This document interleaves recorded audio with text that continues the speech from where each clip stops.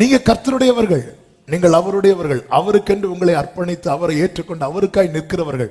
ஆனால் பாருங்க, காமன் பிரச்சனை, எல்லாருக்கும் இருக்கிற பிரச்சனை போலதான் உங்களுக்கும் தொடர்ந்து கொண்டு இருக்கிறது. நீ ஆண்டவரை ஏற்றுக்கொள்வதற்கு முன்னாடி என்ன பிரச்சனை இருந்துச்சோ அதே பிரச்சனை தான், இப்படிதான் போயிட்டே இருக்கு. ஆனா இப்படி கடைசி வர போக கர்த்தர் விட மாட்டார். ஒரு இடத்துல கர்த்தர் நிற்க வைத்து, என் ஜனங்களுக்கும் உன் ஜனங்களுக்கும் வித்தியாசம் உண்டு பண்ணும்படி செய்வேன் என்று இதை நம்புறவங்க மட்டும் கைகளை தட்டி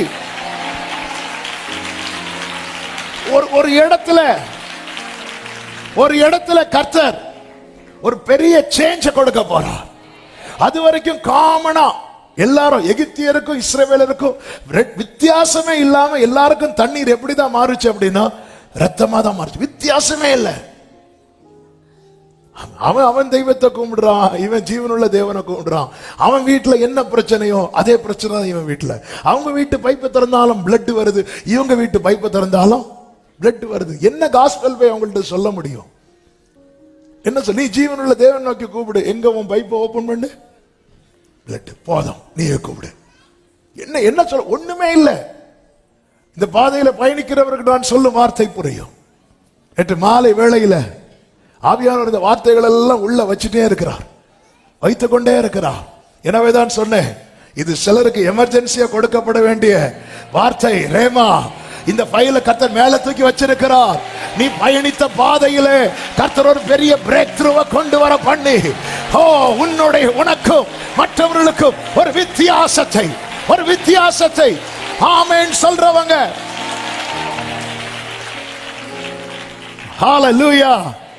ஆண்டவர் சொல்லுகிறார், வித்தியாசம் உண்டாகும்படி செய்வேன். இந்த அடையாளம் நாளைக்கு உண்டாகும் என்று கர்த்தர் சொல்லுகிறார் என்று சொல் என்றார். அடுத்த வசனத்தில் சொல்லப்பட்டிருக்கிறது, கர்த்தர் அப்படியே செய்தார். ஆமே. நாம் செய்திக்குள்ளே போறதுக்கு முன்பதாக எத்தனை பேர் நம்புறீங்க கர்த்தர் அப்படியே எனக்கு செய்ய போகிறார்? கர்த்தர் அப்படியே உங்க வலது கரத்தை உயர்த்தி இந்த பைபிளை நெஞ்சோட சேர்த்து வச்சு அப்படியே ஒரு 2 நிமிஷம் ஜெபம் பண்ண ஆரம்பிங்க. நீங்க ஜெபத்தோடு இந்த வார்த்தையை கேட்கும்படி இயேசுவின் நாமத்தில் இப்பொழுது ப்ரே பண்ணுங்க. கர்த்தர் அப்படியே செய்வார். இது கர்த்தர் செய்கிறது. கர்த்தர் விசேஷப்படுத்தி வித்தியாசத்தை உண்டாக்க போகிறார். எப்படி வித்தியாசம் தெரியுமா? விசேஷப்படுத்தி என் ஜனங்கள் குடியிருக்கிற கோசே நாட்டை விசேஷப்படுத்தி வித்தியாசப்படுத்துவார். உன்னை விசேஷப்படுத்துகிறார். உன்னை விசேஷித்தவன் ஆக்குகிறவர் யார்? கர்த்தர் செய்வார். அப்படியே செய்தார். ஆண்டவர் சொல்லுகிறார், என் ஜனங்கள், ஆமென், 22வது வசனம், இருக்கிற கோசே நாட்டை, அந்த நாட்டை விசேஷப்படுத்தி, என் ஜனங்கள் இருக்கிற இடத்தை விசேஷப்படுத்தி. பிரியமானவர்களே, இயேசு ஜனங்களை பார்த்து கேட்டார், வனாந்திரத்திலே எதை பார்க்க போனீர்கள் அப்படின்னு கேட்டார். வனாந்திரத்தில் நீங்க எதை பார்க்க போனீர்கள்? வனாந்திரத்தில் பார்க்கும்படி ஏதாவது இருந்துச்சா? ஒண்ணும் கிடையாது. ஆனா எல்லாரும் படையெடுத்து வனாந்திரத்துக்கு வராங்க. ஏன் தெரியுமா? அங்கே அவருக்காய் காத்திருந்த யோவான் ஸ்நானன் இருந்தான். விசேஷப்படுத்தினார். ஆண்டவர் விசேஷப்படுத்துவார். அவருடைய ஜனங்கள் சில இடத்துல கொண்டு வைப்பார். அந்த வைக்கிற இடம் யாரும் இருக்கக்கூடாத இடம், யாரும் இருக்க முடியாத இடம்.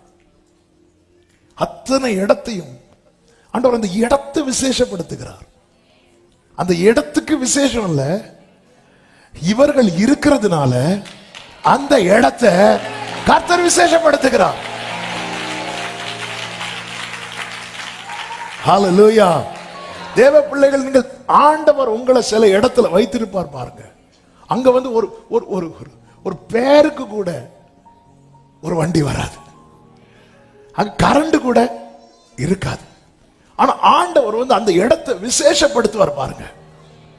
அதுக்கப்புறம் எல்லாரும் வரும். அதான் உதிக்கிற உன் ஒளியின் இடத்துல தேவன் வித்தியாசப்படுத்துறது எப்படி தெரியுமா? விசேஷப்படுத்தி வித்தியாசப்படுத்துவார். எல்லாரும் நாசரேத்திலிருந்து நன்மை வருமா? இதுதான் கேள்வி. வந்து பார். இப்படி சொல்ல போறாங்க. நாசரேத்திலிருந்து நன்மை வருமா? நாசரேத்தின் நன்மையை என்ன வந்து பார்க்க சொல்லல, வந்து பார். என் ஜனங்கள் இருக்கிற, நீங்க எந்த சூழ்நிலையில இருந்து புலம்புறீங்களோ அதை விசேஷப்படுத்த என் தேவனால கூடும். ஹல்லேலூயா, ஹல்லேலூயா, ஆமென். பல எக்ஸாம்பிளுக்கு நம்ம ஊர்லயே நிறைய சொல்லலாங்க. ஃபாதர் இருக்கிற ஜெபத்தோட்டம் இருக்குல்ல, அந்த ஏரியாவில் நீங்க பாத்தீங்கன்னா அது மட்டும்தான் நல்லா இருக்கும். அந்த இடத்தை ஆண்டவர் காட்டி அங்க இருந்து இருந்து இருந்து இருந்து உண்மையிலே இப்ப அது ஒரு உண்மையில அருமையான தோட்டம் ஆயிட்டு. எப்போ அங்க மீட்டிங் நடந்துட்டே இருக்கும். அதே போல நாலுமாவடி இருக்குல்ல, நாலுமாவடி அது ஒரு ஊரு, அது அங்க அர்த்தம். இப்போ அங்க ட்ரெயினே போகுது. நான் எதுக்கு இதை சொல்றேன் தெரியுமா? கர்த்தர் ஒரு இடத்தை காண்பித்து, அதுவும் ஊர்ல அந்த எண்டுல போய் ஒரு தேவ மனுஷனை உட்கார வச்சு ஜெபம் பண்ண வச்சு, யாருக்காவது தெரியுமா? ஆமா, நமக்கு 4 மாடி தான் தெரியும், 4 மாடி தெரியாது. நான் எதுக்கு இதை சொல்றேன்னா, ஆண்டவருடைய வேலை வரும் தெரியுமா?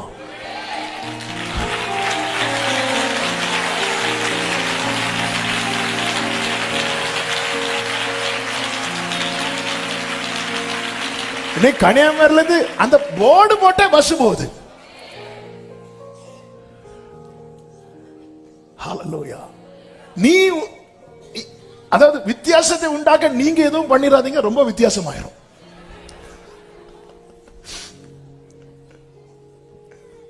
நீங்கள் அமர்ந்திருந்து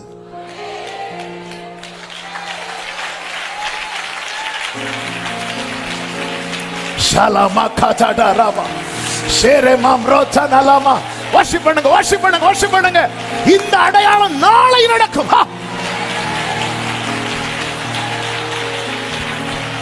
ஷேரேமா கலோரோ தோனோ ரிபா மகரபா சனலரா ஹண்டரேமாம் ரோதனரா ஷேரேமாம் அபிஷேகம் பெற்ற அந்நிய பாஷையில வர்ஷிப் பண்ணுங்க. இதுவரை நீ பயணித்ததல்ல, கர்த்தர் வித்தியாசப்படுத்த போகிறார். கர்த்தர் வித்தியாசப்படுத்த போகிறார். ஹல்லேலூயா. கர்த்தர் அப்படியே செய்வார், விசேஷப்படுத்தி விசேஷப்படுத்தி. ஹல்லேலூயா. நீர் இருக்க கவலை எனக்கில்லை, நீரெல்லாம் கைகளை உயர்த்தி யெகோவாயீரே, யெகோவாயீரே, யெகோவாயீரே, யெகோவா யெகோவா. பிரியமானவர்களே, மத்தேயு 5:18 சொல்லப்பட்டிருக்கிறது, வானமும் பூமியும் ஒளிந்து போனாலும் நியாய பிரமாணத்தில் உள்ளதெல்லாம் நிறைவேறும் அளவும் அதில் ஒரு சிறு எழுத்தாகிலும் ஒரு எழுத்தின் உறுப்பாகிலும் ஒளிந்து போகாது என்று மெய்யாகவே உங்களுக்கு சொல்லுகிறேன். ஒரு சிறு எழுத்தாகிலும், அந்த எழுத்தில் இருக்கிற ஒரு உறுப்பு, அதாவது ஒரு வேர்டு இருக்குல்ல, வேர்டுல ரொம்ப சின்ன உறுப்பு எது? புள்ளி. அதனாலதான் அடிக்கடி சொல்லுவேன், அண்டியும் அவருடைய தீர்மானத்தின்படி அழைக்கப்பட்டவர்களாய் தேவனிடத்தில் அன்பு கூறுகிறவர்களுக்கு சா கா லா மூ மா போட்டு மேல ஒரு, அது கூட நன்மையாக தான் இருக்கும். ஹல்லேலூயா. அதான் நான் செய்வேன் என்றார் கர்த்தர் அப்படியே. அப்ப இதை செய்யறது யாரு? கர்த்தர். கர்த்தர். அதனாலதான் அப்பா பலிக்கான ஆட்டுக்குட்டி எங்க? கர்த்தர் பார்த்து. இதை செய்யறது யாரு? கர்த்தர். ஒரு சிறு ஒரு உறுப்பாகிலும் எழுத்தாகிலும் அந்த எழுத்தின் உறுப்பாகிலும் ஒளிந்து போகாது. லூக்கா 16:17 சொல்லுகிறார், வேதத்தில் ஒரு எழுத்தின் உறுப்பு அவமாய் போவதை பார்க்கிலும் வானமும் பூமியும் ஒளிந்து போவது எளிதா இருக்குமா. வானமும் பூமியும் என்னைக்கு ஒரு நாள் கண்டிப்பா ஒளிந்து போக போகுது. ஆனா நம்மளால அது சாத்தியமா? சாத்தியமே கிடையாது. சாத்தானால் அது சாத்தியமாக்க முடியுமா? இந்த வானத்தை சாத்தானால ஒளிந்து போக பண்ண முடியுமா? முடியாது, முடியாது. ஆண்டவர் சொல்றாரு, இதெல்லாம் சாத்தியமே இல்லப்பா, இதுல நிக்கும். மனுஷன் தான் ஒளிந்து போனான். ஆனா வேதத்தின் ஒரு எழுத்தின் உறுப்பு அது அவமாய் போவது, அது அது அது நடக்காம போவதை பார்க்கலும் இந்த வானமும் பூமியும் ஒளிந்து போவது எளிதா இருக்கும். இந்த பைபிள் எவ்வளவு ஆழமானது! அவருடைய வார்த்தைகள் ஒன்றும் தரையிலே விழாது. அவருடைய வார்த்தை எதிர்ப்பார் இல்லை. ஒரு கட்டம் வரைக்கும் எதுவுமே சொல்லல. எகிப்துல வாதை வரும்னார். அந்த வாதையினால இவங்களும் பாதிக்கப்பட்டுட்டே இருக்கிறாங்க. ஆனா ஒரு டைம் வருது பாருங்க, இந்த ஜனங்கள் கேட்கவும் இல்லை எங்களுக்கு வித்தியாசத்தை உண்டு பண்ணும் என்று. ஆனால் அவருடைய ஜனத்துக்காக அவர் வைராக்கியம் கொள்வார் என்று பைபிள்ல சொல்லப்பட்டிருக்கிறது. சீயோனுக்காக வைராக்கியம் கொண்டேன், வைராக்கியம் கொண்டேன். அவரால் அதை தாங்க முடியாது. சீயோனுக்கு அந்த உணர்வு இல்லாமல் இருந்தாலும் அவரால் அதை தாங்க முடியாது. எனவேதான் சகரியா 1வது அதிகாரத்திலே கர்த்தர் சொல்லுகிறார். சகரியா புஸ்தகம் அதனுடைய 1வது அதிகாரம் 14வது வசனம். அப்பொழுது என்னோட பேசின தூதன் என்னை நோக்கி, சேனைகளின் கர்த்தர் உரைக்கிறது என்னவென்றால், நான் எருசலேமுக்காகவும் சீயோனுக்காகவும் மகா வைராக்கியம் கொண்டிருக்கிறேன். அந்த மகா வைராக்கியம் கொண்டிருந்ததுனால கர்த்தர் என்ன செய்வேன் என்று சொல்லுகிறார். அதனுடைய 16, 17 வசனம். ஆகையால் மன உருக்கத்தோட எருசலேமினிடத்தில் திரும்பினேன் என்று கர்த்தர் சொல்லுகிறார். என் ஆலயம் அதிலே கட்டப்படும், எருசலேமின் மேல் அளவு நூல் பிடிக்கப்படும் என்று சேனைகளின் கர்த்தர் சொல்லுகிறார் என்று கூறுகின்றார். இன்னும் என் பட்டணங்கள் நன்மையினால் பரம்பி இருக்கும். இன்னும் கர்த்தர் சீயோனை தேற்றரவு பண்ணுவார். இன்னும் எருசலேமை தெரிந்து கொள்வார் என்று சேனைகளின் கர்த்தர் சொல்லுகிறார் என்று பின்னும் கூறி என்றார். இதெல்லாம் அவர் அந்த வைராக்கியம், என் பிள்ளை, என் சபை, என் ஜனம் அப்படிங்கிற வைராக்கியம். ஹல்லேலூயா, ஹல்லேலூயா. ஆமா, நம்ம பிள்ளைகளுக்கு ஒண்ணு நடந்தா நம்ம பார்த்துட்டு சும்மா இருக்க மாட்டோம் இல்லங்க. அவரால் பார்த்துட்டு சும்மா இருக்க முடியல. ஜனங்க கஷ்டப்படுறத பார்த்து புறஜாதிகள் சந்தோஷமா இருக்கிறாங்க. அதை பார்த்து, அதாவது நம்ம பிள்ளை கஷ்டப்படுறத இன்னொருத்தங்க பார்த்து ரசிக்கிறாங்கன்னு அதை பார்த்து நமக்கு எப்படி இருக்கும்? அப்படிதான் அவருக்கு வருது. நமக்கு தான் சூடு ஜோரணை இல்லை. ஆமே, அவருக்கு அவன் என்ன சொல்லுவான்? ஏதோ பெரிதா மோசை கோலையும் தூக்கிட்டு நிக்கிறாரு. அவங்களும் தானே கஷ்டப்படுறாங்க, அவங்களும் தானே கஷ்டப்படுறாங்க. இந்த தவளையினால் அவங்க வீட்லேயும் தான் தவளை இருக்கு, அவங்க வீட்லேயும் தானே பேன் இருக்கு. இதெல்லாம் பேசியிருக்க மாட்டாங்கன்னு நினைக்கிறீங்க? பேசியிருப்பாங்க. ஆண்டவர் பார்த்தார், இங்க பாரு, நான் ஒரு வித்தியாசத்தை உண்டு பண்ண போகிறேன், வித்தியாசத்தை உண்டு பண்ண போகிறேன். மல்கியா 3வது அதிகாரம் 17, 18 வசனங்களை வாசியுங்கள். என் சம்பத்தை நான் சேர்க்கும் நாளிலே அவர்கள் என்னுடையவர்களாய் இருப்பார்கள் என்று சேனைகளின் கர்த்தர் சொல்லுகிறார். ஒரு மனுஷன் தனக்கு ஊழியம் செய்கிற தன்னுடைய குமாரனை கடாட்சிக்கிறது போல நான் அவர்களை கடாட்சிப்பேன். அப்பொழுது நீங்கள் நீதிமானுக்கும் துன்மார்க்கனுக்கும் தேவனுக்கு ஊழியம் செய்கிறவனுக்கும் செய்யாதவனுக்கும் இருக்கிற வித்தியாசத்தை திரும்பவும் காண்பீர்கள். ஒரு டைம் கர்த்தர் வைத்திருக்கிறார். அவருடைய சம்பத்தை சேர்க்கும் நாள் என்று ஒரு நாளை குறித்திருக்கிறார். அந்த நாளிலே கர்த்தர் வித்தியாசத்தை நிச்சயமாக, இது சொல்றதுக்கு காரணம் என்னவென்றால், ஜனங்கள் இதை புரியாமல் புலம்ப ஆரம்பித்தார்கள். அதற்கு மேல வசனங்களை பார்த்தீங்கன்னா 13 முதல் பார்த்தீங்கன்னா, நீங்கள் எனக்கு விரோதமாய் பேசின பேச்சுக்கள் கடினமா இருக்கிறது. என்ன பேசுறாங்க? 14வது வசனம், தேவனை சேவிப்பது விருதா, அவருடைய கட்டளைகளை கை கொள்ளுகிறதுனாலும் சேனைகளின் கர்த்தருக்கு முன்பாய் துக்கித்து நடக்கிறதுனாலும் என்ன பிரயோஜனம்? இப்படி ஜெபம் பண்ணி என்ன பிரயோஜனம்? ஏன்னா இன்னும் நம்ம அந்த ஒரு சேஞ்ச் வரல. பாத்தீங்களா? வராததும் நமக்குள்ள இப்படிப்பட்ட புலம்பல் கண்டிப்பா வரும். அப்படி புலம்பாத யாருங்க உண்டு? யார் உண்டு? அடி எனக்கு என்ன தருவீர் என்று ஆபிரகாமே கேட்டானே. ஆண்டவர் சொல்லி இப்படிலாம் பேசாதப்ப எனக்கு கஷ்டமா இருக்குங்கிறார். அதான் சொல்லி, ஜனங்களுடைய பேச்சு எனக்கு கடினமா இருக்கிறது அப்படிங்கிறார்.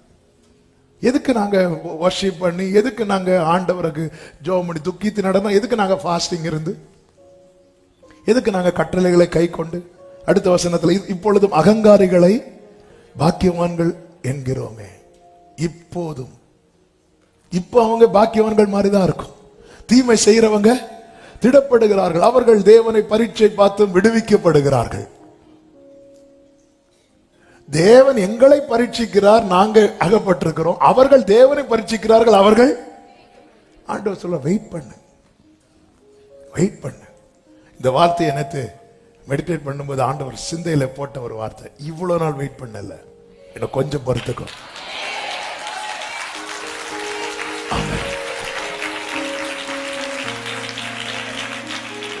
இவ்வளவு நாள் வெயிட் பண்ணல, எனக்கு கொஞ்சம் பொறுத்துக்கோ.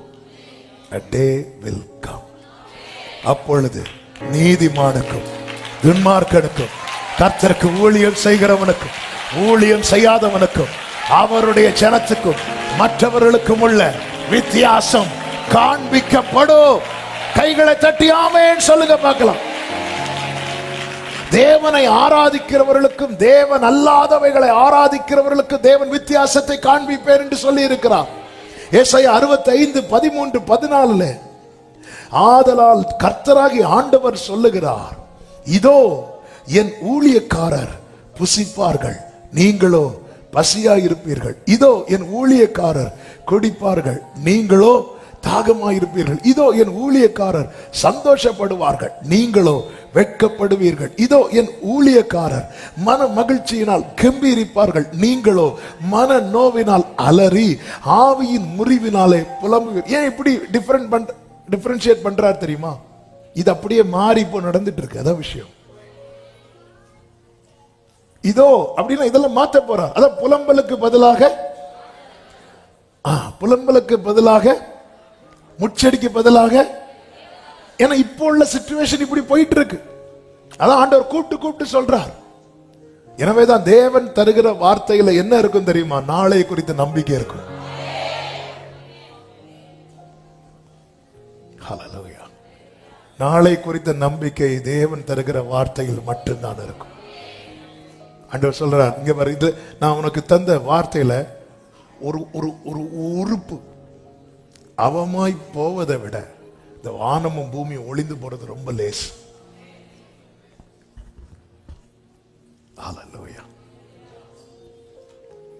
மோசே கோபத்துல தூக்கி போட்டு கல்லை உடைச்சாரு.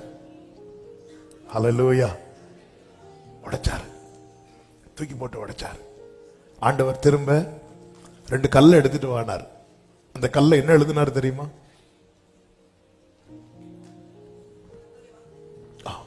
ஒரு வெளிப்பாடு. கர்த்தருடைய வார்த்தையை தான் எழுதுவார், சாத்தனுடைய வார்த்தையை எழுதுவார். ஏற்கனவே எழுதி கொடுத்தார்ல, உடைச்சான்ல, அதே வார்த்தை. அதன் அர்த்தம் என்ன? நீயே தூக்கி போட்டு உடைச்சாலும் இந்த வார்த்தை மாறாது.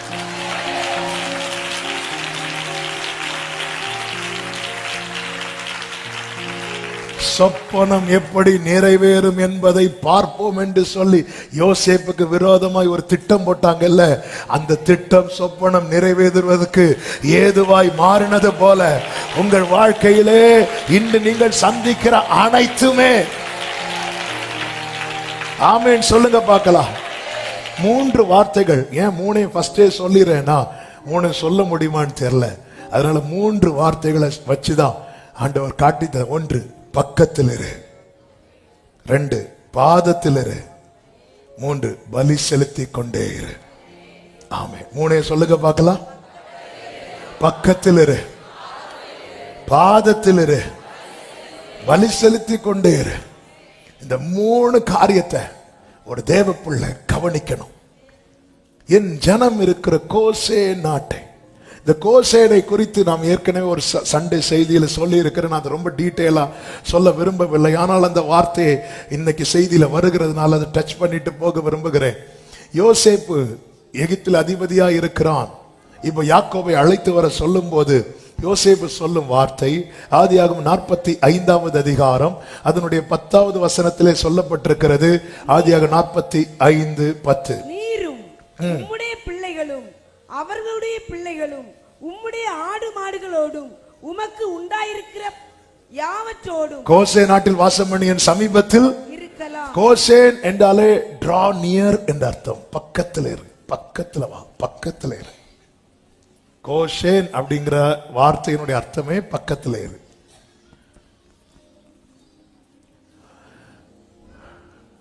ஆண்டவர் சமூகத்துல.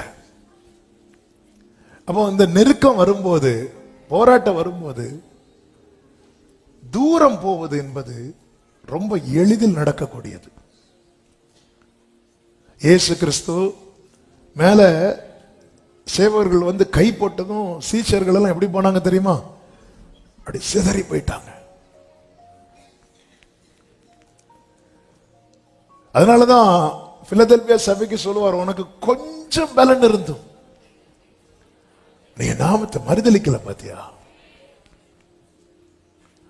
என் ஜனம் இருக்கிற கோசே நாட்டு. அப்போ ஜனத்தை கர்த்தர் வச்சிருக்கிறார் பக்கத்துல. அதை விட்டு போயிடாதீங்க. தேவனை விட்டு விடுவதற்கு ஏதுவான காரியங்கள் தான் சுத்தி நடக்கும். ஆண்டவர் விட்டுறக்கூடாது.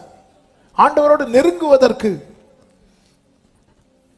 எந்த புயல் அடிச்சாலும் ஆண்டவர்கிட்ட போகணும், ஆண்டவர்கிட்ட போகணும். பேதுரு பாருங்க, உண்மையில் ஆண்டவர் என்னையும் கடல் மேல நடக்க வைங்க. நீங்க நல்ல கவனிச்சீங்கன்னா தெரியும், நான் கடல்ல நடந்து உம்மிடத்தில் வர எனக்கு எதுக்கு பேதுரு கடல் மேல நடக்கணும்னு ஆசைப்பட்டாரு? இயேசு கிட்ட போகணும், அவ்வளவுதான். போட்ல எத்தனை பேர் இருக்கிறாங்க?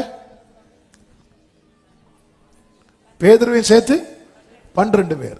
இப்ப இயேசு கிட்ட போகணும், ரைட். போட்ல இருக்கிறதுல பேதுருக்கு ரொம்ப நெருக்கமானது யாரு? இன்னும் நெருக்கமா ஒரு ஆள் உண்டு, அந்திரேயா.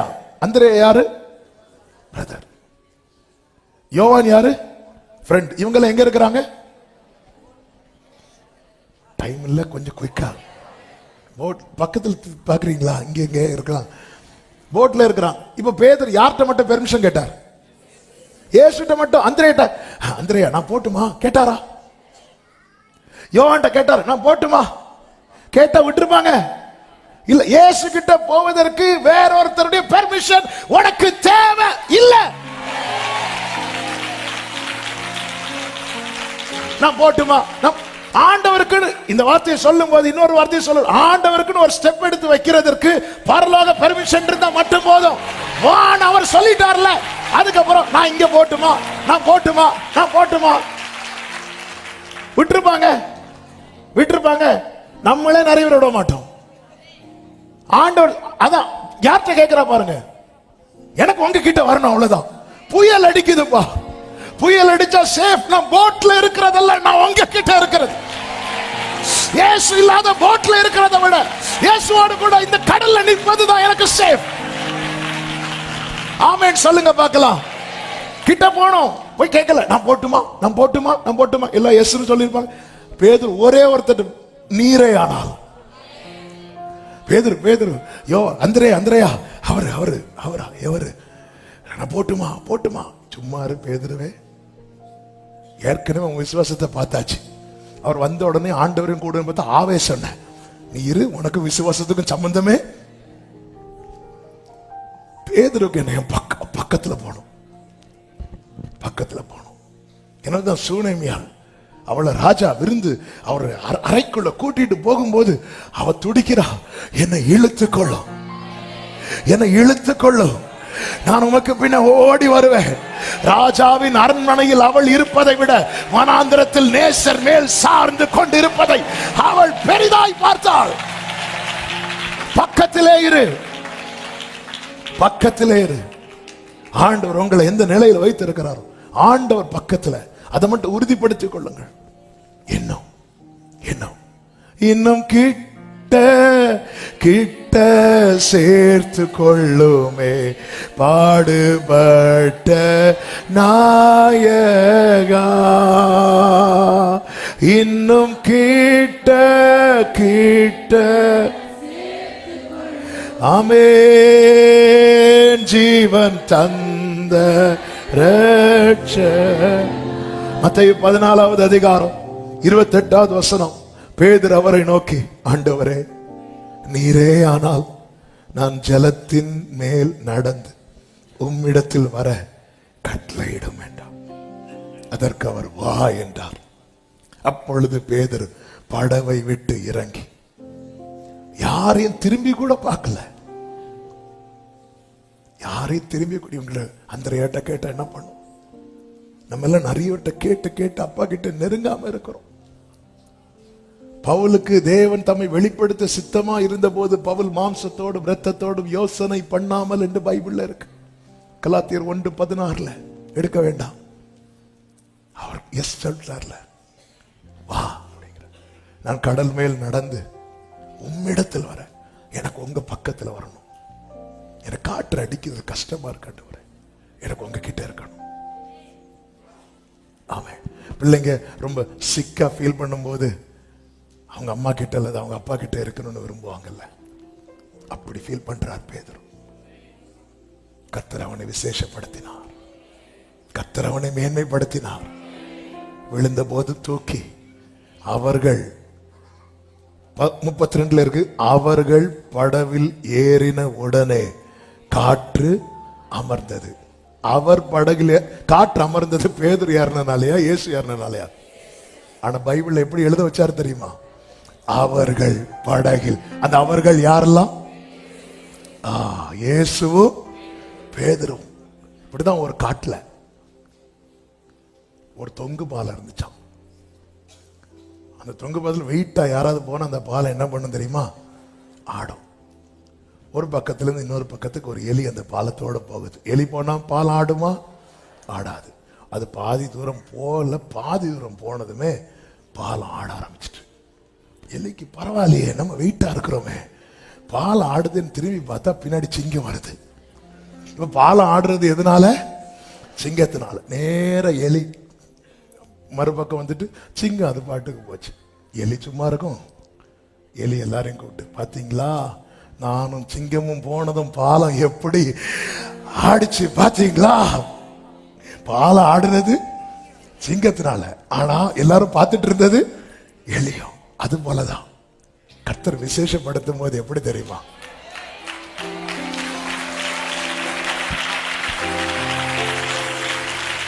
இந்த 12 பேர்ல பேதுருவை நீ தானே என்கிட்ட வரணும்னு விரும்பின. இப்ப பேதுருவை வா, என் காலு பட்டா மட்டும் இல்ல, உன் கால் படும்போது இந்த காற்று அமர்வதை மற்ற 16 பேரையும் கர்த்தர் இப்படிதான் விசேஷப்படுத்துவார். கர்த்தர் இப்படிதான் விசேஷப்படுத்துவார். இந்த புயலை அமர்த்தினால் மற்ற 11 பேர் இறங்கி வந்திருப்பாங்க. இந்த புயல்ல இவர் பெரிய விசுவாச வீரர்லாம் கிடையாது. காற்றை பார்த்து பயப்படக்கூடிய ஆளு. எல்லாம் ரைட்டு தான். ஆனா அவருக்கு இயேசு பக்கத்தில் இருக்கணும், இயேசுவோடு இருக்கணும். எதிர்காற்று வீச எதிர்போரும் பேச என்னோடு இருப்பவர் பெரியவர். ஹல்லேலூயா. அவரோடு கர்த்தருக்கு மகிமை உண்டாவதாக. ஆண்டவர் எப்படி வித்தியாசப்படுத்துவார் பாருங்கள். சங்கீதம் 68:1 என்ன சொல்லப்பட்டிருக்கிறது? தேவன் எழுந்தருளுவார், அவருடைய சத்துருக்கள் சிதறுண்டு, அவரை பகைக்கிறவர்கள் அவருக்கு முன்பாக ஓடி போவார்கள். எப்படியா? புகை பறக்கடிக்கப்படுவது போல அவர்களை பறக்கடிப்பீர் என்று சொல்லப்பட்டிருக்கிறது. நமக்கு இது தெரியும். யாத்திராகம் 14வது அதிகாரம் 24-25 வசனங்களிலே, கிழக்கு வெளுத்து வரும் ஜாமத்தில் கர்த்தர் அக்கினியும் மேகமுமான ஸ்தம்பத்தில் இருந்து எகிப்தியரின் சேனையை பார்த்து அவர்கள் சேனையை கலங்கடித்து அவர்கள் ரதங்களில் இருந்து உருளைகள் கழலவும் அவர்கள் தங்கள் ரதங்களை வருத்தத்தோடு நடத்தவும் பண்ணினார். அப்பொழுது எகிப்தியர் இஸ்ரவேலரை விட்டு ஓடிப்போம், கர்த்தர் அவர்களுக்கு துணை நின்று எகிப்தியருக்கு விரோதமாக யுத்தம் பண்ணுகிறார் என்றார்கள். அப்படி அவங்க ஓடி போகும்போது கர்த்தர் அவர்களை கடலின் நடுவிலே கவிழ்த்து போட்டார் என்று 27வது வசனத்திலே பார்க்கிறோம். காரணம், தேவன் எழுந்தருளினார். தேவன் எழுந்தருளினதுக்கு காரணம் என்ன தெரியுமா? ஜனங்களை எல்லாம் அந்த மேகத்துக்கு கீழே கொண்டு வந்தார். பக்கத்தில் இருக்கிறவன் பக்கத்தில் சத்துரு வந்தால் கர்த்தர் பார்த்து கொண்டு சும்மா இருக்க மாட்டார். அவர் பக்கத்தில் இருக்கிறவன் பக்கத்திலே சத்துரு நெருங்கினால் கர்த்தர் பார்த்து கொண்டு சும்மா இருக்க மாட்டார். ஒரு பக்கத்திலே தேவனுடைய செயலை பாருங்கள். அதான் வித்தியாசத்தை உண்டு பண்ணுகிறார். என்ன செய்கிறார்? பார்வோனும் அவன் சேனையும் ஒருமித்து இருந்த போது கர்த்தர் அவர்களை சிதற பண்ணுகிறார். தேவன் எழுந்தருளுவார், சத்துருக்கள் சிதறுண்டு போவார்கள். எப்படி சிதறுண்டு போவார்களா? தண்ணீர் உடைந்து ஓடுகிறது போல. ஒரு வழியாய் வந்தவன் 7 வழியா. இப்படிதான் கர்த்தர் சத்துருவை சிதற பண்ணுவான். திரும்பி ஓடும் போது எல்லாரும் பார்வோனுடைய ஆர்டருக்காக நிப்பாங்க நினைக்கிறீங்க? லெப்ட் ரைட் போடுறதுக்கு இல்ல. வீல் எல்லாம் என்ன ஆகுது? கலண்டுட்டு. வீல் கலண்ட வண்டி எங்க போகணும் தெரியாது. வீல் கலந்துட்டுன்னா அதுக்கப்புறம் டிரைவர் கண்ட்ரோல்ல நிக்காது. ஒருமித்து வந்த சத்துருவை சிதற பண்ணுகிறார். இன்னொரு புறம் பாருங்கள், இதுதான் இன்னொரு புறம். எசேக்கியேல் 37 சிதறி கிடந்த எலும்புகள். ஒரு புறம் ஒருமித்து நின்ற சத்துருவை கர்த்தர் எழுந்தருளை சிதற பண்ணும் போது, இன்னொரு பக்கத்துல அவருடைய ஜனங்கள் எப்படி இருக்கிறாங்க தெரியுமா? சிதறி கிடக்கிறாங்க. அந்த இடத்துல கர்த்தர் எசேக்கியேலை கொண்டு போய் நிறுத்தி சிதறி இருந்த அத்தனை எலும்புகளையும் கர்த்தர் ஒன்றோடு ஒன்று சேர வைத்து காலூன்றி மகா பெரிய சேனையா. எத்தனை பேருக்கு நான் சொல்லுகிற வார்த்தை புரிகிறது என்று தெரிகிறதில்லை? உங்க குடும்பத்தை சிதற பண்ணி இன்னைக்கு சத்துரு மகிழ்ந்து கொண்டிருக்கிறானா? கர்த்தர் ஒரு வித்தியாசத்தை உண்டு பண்ண போகிறார். ஹalleluya, ஹalleluya. சிதற பண்ணி இன்னைக்கு அநேகரை சிதற பண்ணி குடும்பமே பிரிஞ்சு இருக்கிறது. இதை பார்த்து மகிழ்ந்து கொண்டிருக்கிறான் சத்துரு. சத்துருக்கள் ஒருமித்து கூடுறாங்க. நமக்கு தெரியும், சீஷர்கள் சிதறின போது அதுவரை விரோதிகளாய் இருந்த ஏரோதும் பிலாத்தும் அன்று முதல் யாரா மாறிட்டாங்களா? சிநேகிதர்களாய் மாறிட்டாங்க. சீஷர்கள் ஒன்றாய் இருக்கும் வரைக்கும் அவர்கள் 2 பேரும் பிரிந்து இருக்கிறாங்க. சீஷர்கள் சிதறினதும் இவர்கள் ஒன்னாயிட்டாங்க. இன்னைக்கு சத்துருவின் கோட்டை பலப்படுவதற்கு காரணம் என்ன தெரியுமா? சேர்ந்திருக்க வேண்டியவர்கள் பிரிந்திருப்பது. குடும்பம் பிரிந்திருந்தால் சத்துருவின் கோட்டை பலப்படும். பிள்ளைங்க பிரிந்திருந்தால் சத்துருவின் கோட்டை பலப்படும். இன்னைக்கு புருஷன் ஒரு வழி, மனைவி ஒரு வழி, பிள்ளைங்க 4 பிள்ளைங்கன்னா 4 வழியில இப்படி இருக்கும் வரைக்கும் சத்துருவுக்கு அது கொண்டாட்டம். சத்துருவின் கோட்டை பலப்படும். கர்த்தர் இந்த நாளிலே இப்படி சிதறி இருக்கிறோம். நாங்க கடந்த நாளில் ஒரு சகோதரர் ஒரு குறிப்பிட்ட ஊர்ல இருந்து வந்தார். கடன் நிமித்தம் அவங்க மனைவி ஒரு பக்கத்தில் இருக்கிறாங்க, இவர் இன்னொரு பக்கத்தில் இருக்கிறார். பிள்ளைங்க 2 பேர் 2 ஏரியாவில் இருக்கிறாங்க. 4 பேருக்கும் சேர முடியல. கண்ணீரோடு வந்து கதறிட்டு அழுதுட்டு போனார். இப்படி எத்தனை பேர் குடும்பத்தை எத்தனை காரியங்களை வைத்து சத்துரு சிதற பண்ணி இருக்கிறான் தெரியுமா? சிதற பண்ணிவிட்டு அவன் ஒன்றாயிருந்து ரசித்துக் கொண்டிருக்கிறான். கர்த்தர் இந்த நாளிலே உண்டு பண்ணுகிற வித்தியாசம் என்ன தெரியுமா? அவனை சிதற பண்ணி நம்புறவங்க மட்டும்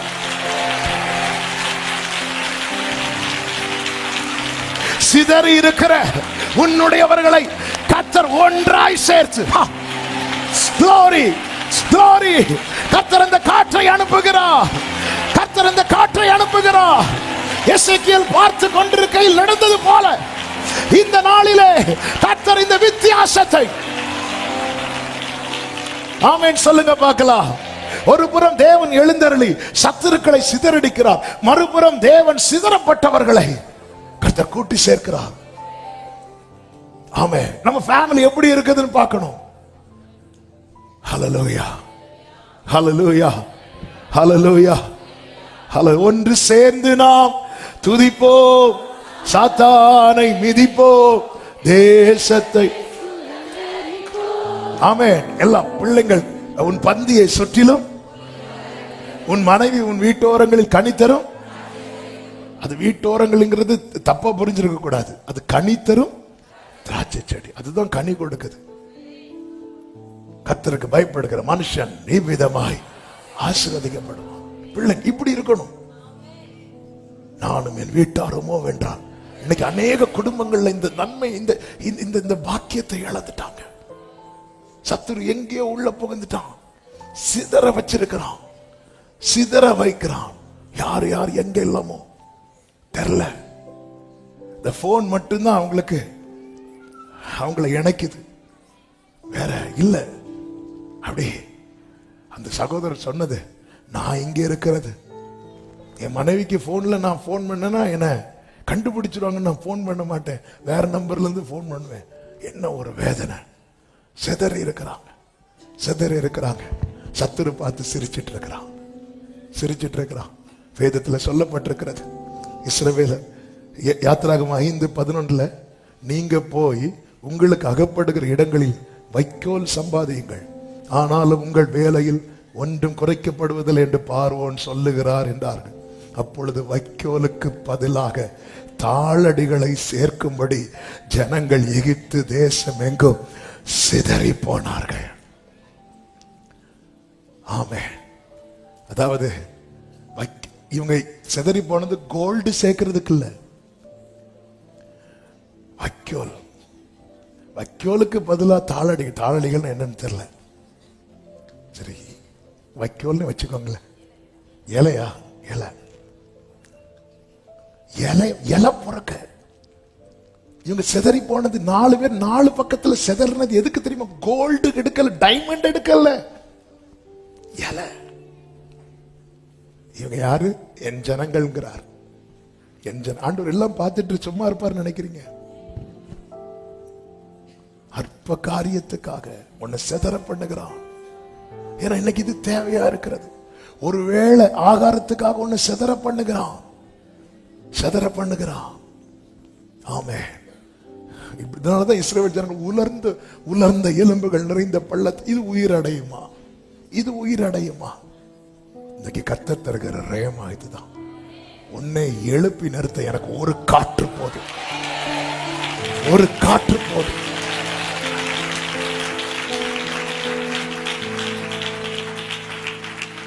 உன்னை இந்த நிலைமைக்கு ஆளாக்குன பார்வோனை அவன் சேனையும் கர்த்தர் எழுந்தருளி அவனை சிதற பண்ணுவான். ஆனால் இதே கர்த்தர் என்ன செய்கிறார் தெரியுமா? இஸ்ரவேலர் எல்லாம் யாத்திராகமம் 13:18 சிவந்த சமுத்திரத்தின் வனாந்திர வழியாய் ஜனங்களை சுற்றி போக பண்ணினார். இஸ்ரவேல் புத்திரர் எகிப்து தேசத்திலிருந்து அணி அணியாய், எல்லாரும் சொல்லுங்க பார்க்கலாம், அணி அணியாய், நல்ல கைகளை தட்டி அணி அணியாய் புறப்பட்டு போனார்கள். இலைக்காக ஆடு மாடுக்கு இலை கொடுக்கணும். இலை கொடுத்தாதான் அது பால் கொடுக்கும், அது வேலை செய்யும். அதுக்காக இலை பொறுக்கிறதுக்காக, விறகு பொறுக்கிறதுக்காக சிதறி போனாங்க. என்னைக்கு ஒரே மாதிரி இருக்காதுங்க. 2 அப்பம் சுடுறதுக்கு காட்டுல போய் விறகெடுக்க போனா, ஆமென், கொஞ்சம் மாவு கொஞ்சம் எண்ணெய். கர்த்தர் ஒரு வித்தியாசத்தை உண்டு பண்ணினார். கர்த்தர் வித்தியாசத்தை உண்டு பண்ணது என்ன? பஞ்ச காலத்தை மாற்றினாரா? காலத்தை மாற்றல, ஆனா இவன் வீட்டுக்குள்ள ஒரு வித்தியாசத்தை உண்டு பண்ணினார். ஹல்லேலூயா. வித்தியாசம். அந்த பஞ்சகாலம் முழுவதும் மாவு குறையல, எண்ணெய் குறையல. பஞ்சகாலம் முழுவதும் மாவு எண்ணெய் குறையாதுன்னா அவளுடைய ஜெபம் எதுவா இருந்திருக்கும்? ஆண்டவர், இந்த பஞ்சகாலம் மட்டும் முடிஞ்சிடவே கூடாது. பஞ்சகாலம் முடிகிறது வரைக்கும் கேரண்டி மாவுக்கும் எண்ணெய்க்கும். பஞ்சகாலம் முடிஞ்சதும் மாவு எண்ணெய், அதுக்கப்புறம் நீ பார்த்துக்கோ, அதான் அர்த்தம். அப்ப அவ ஜெபம் எதுவா இருந்திருக்கும்? எந்த காலத்தை நீங்க ஃபேஸ் பண்ண தயங்குனீங்களோ அந்த காலத்துக்காக ஸ்தோத்திரம் பண்ணுவீங்கன்னு சொல்ல வரேன். ஹல்லேலூயா, ஆமென் சொல்லுங்க பார்க்கலாம். உபாகம் 30 கர்த்தர் மோசேயை கொண்டு ஜனங்களுக்கு சொல்லுகிறார். 1, 2, 3 நானே வாசிக்கிறேன். நான் உனக்கு முன்பாக வைத்த ஆசீர்வாதமும் சாபமும் ஆகிய இந்த காரியங்கள் எல்லாம் உண்மையில் வரும்போது, நீ உன் தேவனாகிய கர்த்தரால் துரத்தி விடப்பட்டு எல்லா ஜாதிகளிடத்திலும் போயிருக்கும் போது, நீ உன் இருதயத்தில் சிந்தனை செய்து உன் தேவனாகிய கர்த்தரிடத்துக்கு திரும்பி, அதுதான் சொன்னேன், பக்கத்தில் வா, பக்கத்தில் இரு. இன்று நான் உனக்கு கற்பிக்கிறபடியெல்லாம் நீ உன் பிள்ளைகள் உங்கள் முழு இருதயத்தோடு உங்கள் முழு ஆத்மாவோடு அவருடைய சத்தத்துக்கு செவி கொடுத்தால், அடுத்த ஆண்டவர் சொல்லுகிற வார்த்தை கேளுங்கள், உன் தேவனாகிய கர்த்தர் உன் சிறையிருப்பை திருப்பி உனக்கு இறங்கி உன் தேவனாகிய கர்த்தர் உன்னை சிதற அடித்த எல்லா ஜனங்களிடத்திலும் இருக்கிற உன்னை திரும்ப சேர்த்துக் கொள்வார். அடுத்த வார்த்தை, உன்னுடையவர்கள். அது புருஷனோ மனைவியோ பிள்ளைகளோ சகோதரனோ சகோதரியோ, உன்னுடையவர்கள் வானத்தின் கடையான திசை மட்டும் துரத்துண்டிருந்தாலும் உன் தேவனாகிய கர்த்தர் அங்கே இருக்கிற உன்னை கூட்டி அங்கே இருந்து உன்னை கொண்டு வந்து உன் பிதாக்கள் சுதந்தரித்திருந்த தேசத்தை நீ சுதந்தரிக்கும்படிக்கு உன் தேவனாகிய கர்த்தர் அதில் உன்னை சேர்த்து உனக்கு நன்மை செய்து உன் பிதாக்களை பார்க்கிலும் உன்னை பெருக பண்ணுவார். கைகளை உயர்த்தி பக்கத்தில் இரு, பக்கத்தில் இரு. சத்துரு இந்த அளவுக்கு விளையாட காரணம் என்ன தெரியுமா? நீ கேப் உண்டாக்கிட்ட. நீ பக்கத்தில் இரு, கர்த்தர் அந்த வித்தியாசத்தை உண்டு பண்ணுவார். ஒரு புறம் சத்துருக்களை சிதறடிக்கிறார், இன்னொரு புறம் சிதற கிடக்கிற எலும்புகள் எல்லாம் ஒன்றோடு ஒன்று சேர பண்ணி நான் பார்த்து கொண்டிருக்கேன். நீங்க இதை இப்பவே நீங்க புருஷ மனைவி பிள்ளைங்க எல்லாரும் சேர்ந்து இருந்து சாப்பிட்ட நாட்கள் சிலருக்கெல்லாம் வருஷம் ஆச்சு இல்ல? சில சூழ்நிலையினால முடியல. சேர்ந்திருந்து ஒரே இடத்துல இருந்து சூழ்நிலை நிமித்தம் நீங்க அதை பார்க்க ஆரம்பிங்க. சூழ்நிலை தானே இப்படி 4 பேர் 4 பக்கத்துல பிரிச்சு வச்சிருக்கு. என்னதான் நம்மளை சால்வ் பண்ணிட்டு இருந்தாலும் சில வலிதானங்க. சேர்ந்திருந்து சிலரெல்லாம் தெரியும். நான் ஃபர்ஸ்ட் டைம் சிங்கப்பூர் போயிட்டு வரும்போது திருச்சி வழியா அந்த பிளைட்டு சென்னை போகுது. அவ திருச்சியில இருக்கும்போது என் கூட ஒருத்தர் டிராவல் பண்ணார். அப்ப அவரு சொல்றாரு என்கிட்ட ஒரு வார்த்தை. அப்போ நானும் அதில் இருக்கு, நானும் திருச்சியில் இருந்து சேம் ஃப்ளைட்னால அதிலே இருக்கிறோம். அடுத்து திருச்சியிலேருந்து ஏறுறதுக்காக வெயிட்டிங். நாங்கள் அதே ஃப்ளைட்டில் இருக்கும்போது அவர் சொல்கிறார், பிரதர் நீங்கள் எங்கே பேசிகிட்டு இருக்கும்போது அப்போ அவர் சொன்னார், நீங்கள் சிங்கப்பூரில் வேலை பார்த்துட்டு ஊருக்கு போகிறீங்களா? அப்போ அவர் என்கிட்ட சொன்ன வார்த்தை, இது நான் சொல்கிறது 2007 நடந்தது. அப்போ அவர் சொன்ன வார்த்தை, பிரதர் நான் 7 வருஷம் கழித்து ஊருக்கு வரேன் அப்படின்னார். டாயெல்லாம் வாங்கிட்டு வர்றார்.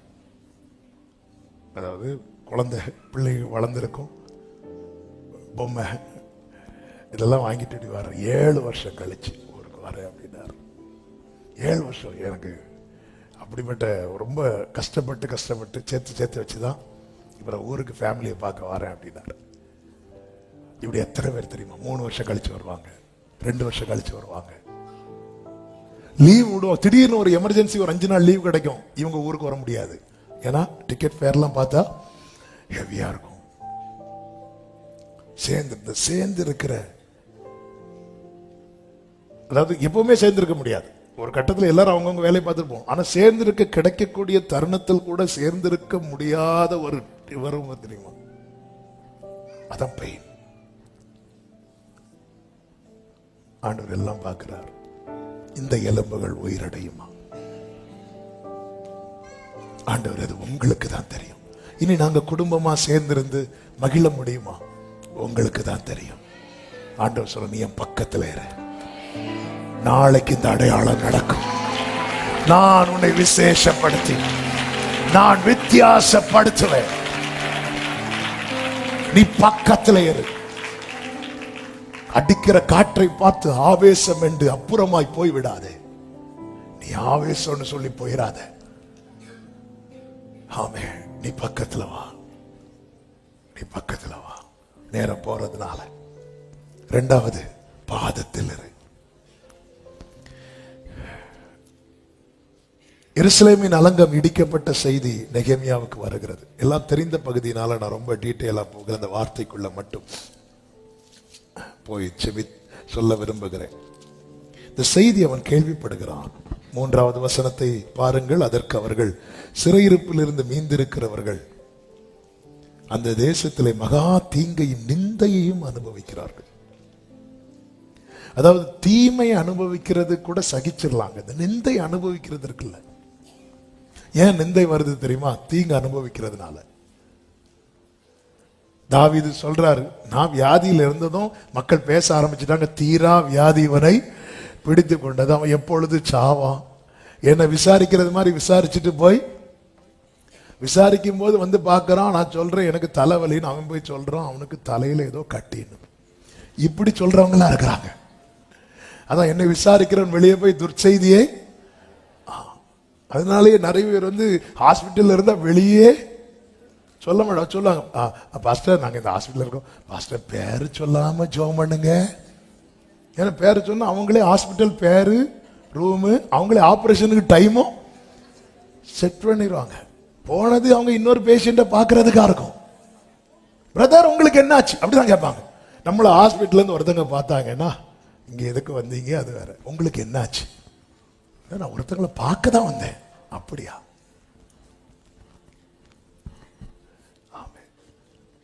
நேரம் நிந்தை தீங்கு. அவன் எவ்வளவு கஷ்டப்படுறான் பாரு, அவன் அப்படி பண்ணிருப்பான் அப்படி பண்ணிருப்பான். நிந்தை, உனக்கு இதுவும் வேணும். இதை கேட்டதும் நெகேமியாவுக்கு வேலையே உட்கார வேலை கிடையாது. அவன் யார் தெரியுமா? பந்தி பரிமாறுகிறவன், ராஜாவுக்கு திராட்சரசம் பரிமாறுறான். அப்போ அவனுக்கு என்ன வேலை கிடையாது? உட்கார வேலை கிடையாது. ஆனா உட்கார்ந்தான் இருக்கு. 3வது வசனத்தில் 4வது வசனத்துல இந்த வார்த்தைகளை கேட்டபோது நான் உட்கார்ந்து. அவ்வளவுதான். இல்ல என்னாலலாம் உட்கார முடியாது. உட்கார முடியாதுன்னா விட்டுரு. நிந்தையும் தீங்கும் உன் வாழ்க்கையில தொடர நீ இடம் கொடுக்கிறேன்னு அர்த்தம். ஆனா உட்கார்ந்துரு. இல்ல நான் பார்க்கிற வேலை அப்படிப்பட்ட வேலை, என்ன வேலை இருந்தா அந்த நிந்தை உன் காதில் இந்த செய்தி வருது, நீ எல்லாம் உத்தரவாதம் எடுக்க வேண்டும். பிரியமானவர்களே, நாம் எடுக்கிற உத்தரவாதத்தினாலே நாம் இருக்கிற இடம் விசேஷப்பட போகிறது. ஆமா, நமக்கு தெரியாது கர்த்தர் என்னை ஆண்டவர் இப்படி வச்சிருக்கிறீங்க. பல நேரத்தில் நம்ம இப்படிதான் கேட்போம், என்னை ஆண்டவர் இந்த பாதையில் நடத்துறீங்க. புரியாது நமக்கு. ஆனா உட்கார்ந்துட்டான். உட்கார்ந்து சில நாளாய் துக்கித்து உபவாசித்து மன்றாடி, உட்கார்ந்து அழுது துக்கித்து தேவ சமூகத்தில் ஆண்டவர் சொன்னார், உங்களுக்காக உங்கள் பிள்ளைகளுக்காக அழுங்கள். எங்க அழணும்? ஏன்னா இவங்க இயேசுவுக்கு முன்னாடி இருந்து இயேசுவுக்காக அழுதுட்டு இருக்கிறாங்க. அப்பதான் சொன்னாங்க, நீ நிக்கிற இடம் சரியான இடம், அழுறது கரெக்டானதான். ஆனா நீ யாருக்காக அழுற? உங்களுக்காக. உங்க பிள்ளை, உன் கண்ணீர் அர்த்தம் உள்ளதாகட்டும். உன் கண்ணீர் அர்த்தம் உள்ள உட்கார்ந்து அழுது ஆண்டவர் நோக்கி ஜெபிக்கிறான். பக்கத்திலே இரு, விலகிறாத, பாதத்தில் இரு. சமூகத்தில் இருந்து சில காரியங்களுக்காக உபவாசிக்க ஆண்டவர் ஏவினா உபவாசிச்சிடணும். ஜெபிக்க ஏவினா உட்கார்ந்துடணும். எந்த வேலையா இருந்தாலும் மாட்டி வைத்து நம்ம சாக்கு போக்கு சொல்லி எனக்கெல்லாம் ஜெபிக்க முடியல. இல்ல, சில காரியம், ஏன்னா அலங்கம் இடிஞ்சாச்சு. அலங்கம் இடிஞ்சதுனால நிந்த எது எது உள்ள வரக்கூடாதோ எல்லாமே உள்ள வந்துட்டு. அதாவது நம்ம சில காரியம் எது நடக்க கூடாது நினைக்கிறோமோ அது நடக்கும் போது இருக்கிற வலி இருக்கு தெரியுமா? அதுதான் யோபு சொல்லுகிறார், நான் பயந்த காரியம் எனக்கு, நான் எது அவர் வந்து சகோதரர்கள் எல்லாம் விருந்து உண்ணும் போது இவர் பலி செலுத்துவார். ஏன்னா பிள்ளைங்க தப்பு பண்ணிடக்கூடாது, பிள்ளைங்க என்ஜாய் பண்ணிட்டு இருக்கும் போது அதுல எதுவும் தப்பா நடந்துடக்கூடாது அப்படின்னு சொல்லி பலி செலுத்துறவர் தான் யார் தெரியுமா? யோபு. பிள்ளைங்கள்லாம் இன்னைக்கு ஏதோ ட்ரீட்டுக்கு போறாங்க, எல்லாரும் இங்க கூடுறாங்க அங்க கூடுறாங்க, அதுக்குள்ள ஏதாவது அவங்களுக்குள்ள தப்பு எதுவும் வந்துடக்கூடாது அப்படின்னு சொல்லி அட்வான்ஸா பலி செலுத்துற ஆளுதான் யாரு தெரியுமா? அவ்வளோ பயம் இருந்துச்சு, பிள்ளைங்களுக்கு எதுவும் ஆயிடக்கூடாது. திடீர்னு செய்தி வரதும் போய் உக்காந்துட்டார் சாம்பல்ல. சொல்றேன், நான் பயந்த காரியம் எனக்கு நேரிட்டது அப்படின்னு. இந்த நேரத்துல தான் அவர் தேவ பிள்ளை அவர் சமூகத்தில் அமர பழகணும். சில நாட்கள் சில காரியங்களுக்காக உடனே ஜெபித்தா பதில் வராது. தானியேல கூட பாருங்க, 9வது அதிகாரத்துல எடுக்க வேண்டாம், ஜெபிக்கும் போதே பதில் வருது. 10வது அதிகாரத்துல ஜெபித்து 21வது நாள் தான் என்ன வருது? பதில் வருது. மோசே கூட பாருங்க, சிவந்த சமுத்திரத்துக்கு நேராக கை நீட்டினதும் கடல் ஓபன் ஆகுது. ஆனா அமலேக்கியரோடு யுத்தம் பண்ணும்போது கையை ரொம்ப நேரம் உயர்த்தி வச்சுட்டே இருக்கிறாரு. சில காரியங்களுக்கு தேவன் அப்படித்தான் செட் பண்ணி வைத்திருப்பார். காரணம், வான மண்டலத்திலே நடக்கிற போராட்டங்கள், யுத்தங்கள், இதெல்லாம் நமக்கு தெரியாது. அதுதான் தானியேல்கிட்ட சொன்னார், நீ மனதை செலுத்தின நாள் முதலே உன் வேண்டுதல் கேட்கப்பட்டது. அந்த பெர்ஷிய அதிபதி என்னோட 21 நாள் போராடினான் அப்படின்ட்டு வழி மறிக்கிறான். அப்ப அந்த இடத்துல ஆண்டவரோட யுத்தம் அதாவது ஒரு தூதனை பதிலுக்காக அனுப்பும் போது அந்த தூதன் பதில் மட்டும் தான் கொடுக்கணும், யுத்தம் பண்ணக்கூடாது. இது ஆண்டவருடைய நியமம். அதனாலதான் மீகாவேல் வர்றதுக்காக வெயிட் பண்ணிட்டு இருந்தான். தானியேலுக்கு பதில் கொண்டு வந்த தூதன். அவனால போராடுற சத்துருவை அடிக்க முடியும். ஆனால் தூதர்களுக்கு டியூட்டி என்ன அப்படின்னா, அவங்களா எதுவுமே செய்யக்கூடாது. அவங்களா எதுவும் சொன்னதை செய்யணும், இறக்கப்பட்டு மாத்தி அதெல்லாம் கூடாது. எனவேதான் தாவீது ஒரு தப்பு பண்ணுவார். தாவீது ஜனங்களை லெக்கம் பார்க்க ஆரம்பிப்பார். லெக்கம் பார்க்க ஆரம்பித்ததும் அங்க பார்த்த தூதன் ஒரு உருவின பட்டயத்தோட நிற்பான். அதை தூதனை கொடுக்க கட்டல. உடனே தாவீது, பரவாயில்ல, அவர் என்ன வெட்டுட்டோம் அப்படி சொல்லிட்டு போகல. தாவீது உடனே எப்படி ஜெபம் பண்ணுவார் தெரியுமா? கர்த்தருடைய கையில் விழுவேனாக அப்படிங்கிறாரு. எதாவது அடிக்கணும்னா நீங்க அடிங்கிறாரு. சொல்லிட்டு அடுத்த வார்த்தை சொல்ற, அவருடைய இரக்கங்கள் அனாதியா இருக்கிறது. ஏன்னா இவனுக்கு இறங்க தெரியாது, இவனுக்கு இறக்க தான் தெரியும். கத்தி எடுத்துட்டாருன்னா வெட்டு. எனவேதான் இந்த தலைப்பிள்ளை சங்காரம் நடக்கிற சங்கார தூதன் வரும்போது எதுக்கு ஆட்டுக்குட்டியை அடிச்சு ரத்தத்தை பூசணும்? அவனுக்கு டியூட்டி என்ன? வீட்டில் இருக்கிற முத பிள்ளைய அடிக்கணும். அந்த டியூட்டி இந்த வீட்டில் வந்தா, இந்த வீட்டில் ஆல்ரெடி முதற் பலன் அடிக்கப்பட்டு விட்டது. அதனுடைய அடையாளமாக ரத்தம் பூசப்பட்டு விட்டது. நமக்காக அடிக்கப்பட்ட முதற் பலன் தான் நம்ம ஆண்டவராகிய இயேசு கிறிஸ்து.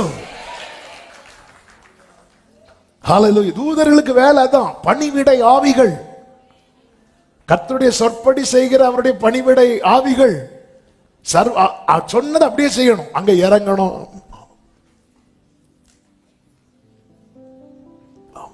இரக்கம் உள்ள கர்த்தர். எனவேதான் தூதன் தானியேல்கிட்ட வரார். சரி, நான் டாபிக் மாறி பேசிட்டு இருக்கிறேன்னு நினைக்கிறேன், அதை கிளியர் பண்றேன். எதுக்கு அந்த தூதனால இல்ல, தூதன் வெயிட் பண்றான் மீகாவேல் வர. ஏன்னா மீகாவேலுக்கு டியூட்டி தான் என்ன தெரியுமா? வெட்டுறது. மீகாவேல் எனக்கு சப்போர்ட் பண்ணான்னு அந்த அதிகாரத்தில் நம்மளால பார்க்க முடியும். கர்த்தருக்கு மாத்திரம் மகிமை உண்டாவதாக. அப்போ தேவ பிள்ளைகளை சில காரியங்களுக்காக உட்கார்ந்து சோர்ந்து போகக்கூடாது.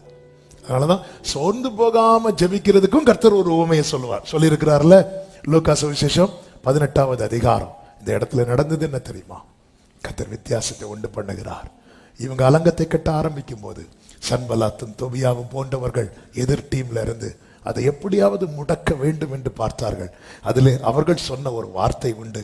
என்ன வார்த்தை தெரியுமா? 4வது அதிகாரம் அதனுடைய 2வது வசனத்துல, அந்த அற்பமான யூதர் செய்கிறது என்ன? அவர்களுக்கு இடம் கொடுக்கப்படுமோ? பலியிடுவார்களோ? ஒரு நாளிலே முடித்து போடுவார்களோ? அடுத்த வார்த்தையை பாருங்க, சுட்டரித்து போடப்பட்டு மண் மேடுகளான கற்களுக்கு உயிர் கொடுப்பார்களோ என்று சொன்னார். சுட்டரித்து போடப்பட்டு மண் மேடுகளான கற்கள். இதுல சுட்டரித்து போடப்பட்டதுப்பா. இதுக்கு நீ இவங்க உயிர் கொடுப்பாங்களா? உயிர் கொடுக்கப்பட்டதல்லவா? அலங்கம் 52 நாளைக்குள்ளே கட்டி முடிக்கப்பட்டதல்லவா?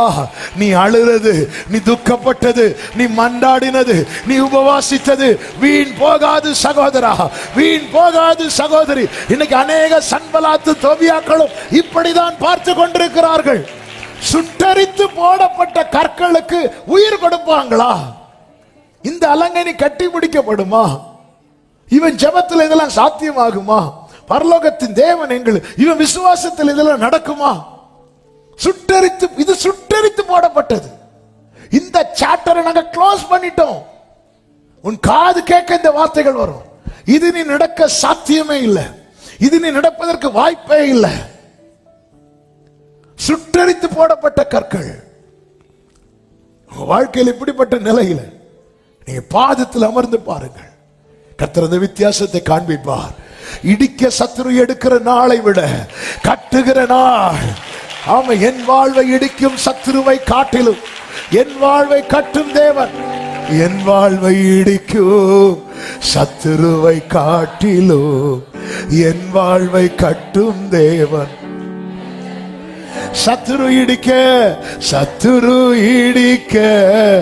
எடுத்திட்ட காலத்திலும் வேகமா என்னை கட்டுவிப்பா. சத்துரு சலமகரதனர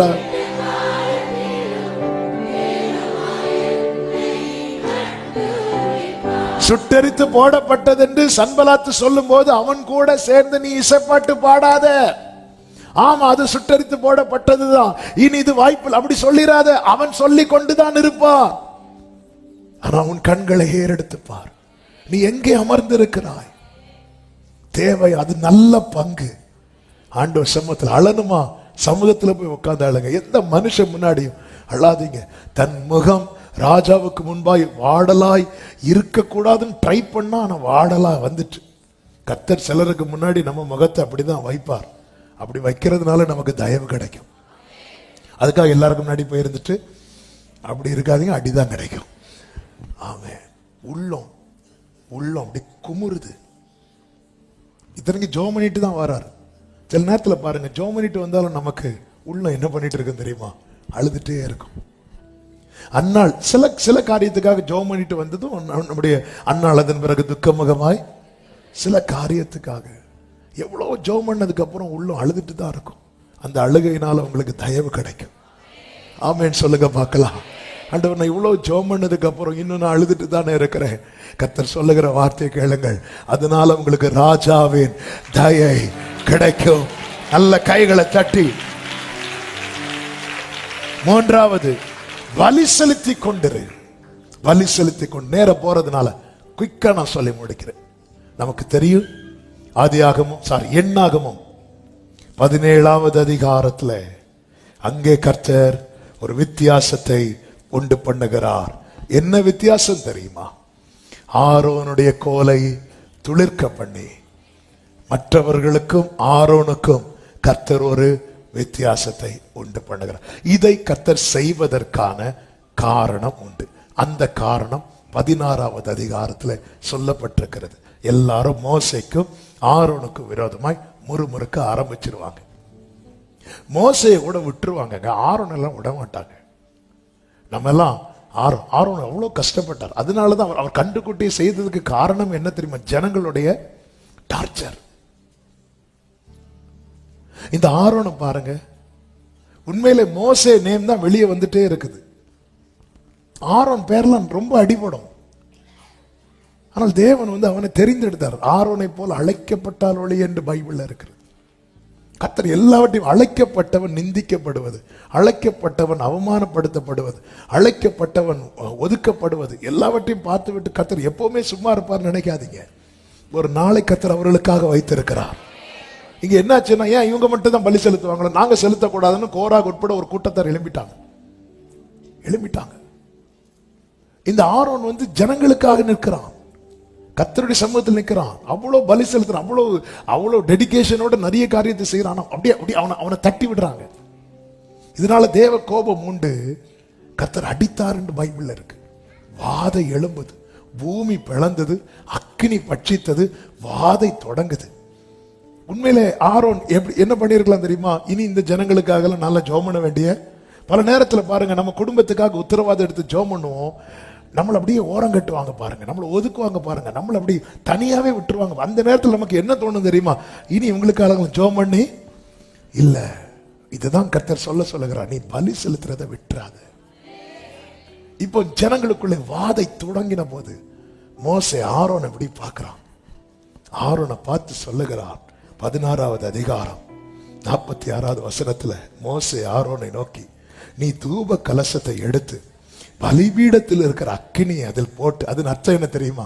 இதுக்கு முன்னாடி இவர் தான் இதை செஞ்சுட்டே இருந்தார். அந்த டியூட்டியை நீ ஸ்டாப் பண்ணிடாத. உன் ஜெபத்தை நீ விட்டுறாத. உன் புருஷனுக்காக, உன் மனைவிக்காக, பிள்ளைகளுக்காக, உன் குடும்பத்தின் ஆசீர்வாதத்துக்காக, குடும்பத்தின் ரட்சிப்புக்காக, உன் உறவுகளின் ரட்சிப்புக்காக அந்த அக்கினியை போட்டு நீ பண்ணிட்டு இருந்திய ஸ்டாப் பண்ணிடாத. ஸ்டாப் பண்ணிடாத. உன் ஜெபத்தை தடுக்கிறது மாதிரி பேசுறவங்க வாழ்றது கூட உன் ஜெபத்தினாலதான். ஸ்டாப் பண்ணிடாத.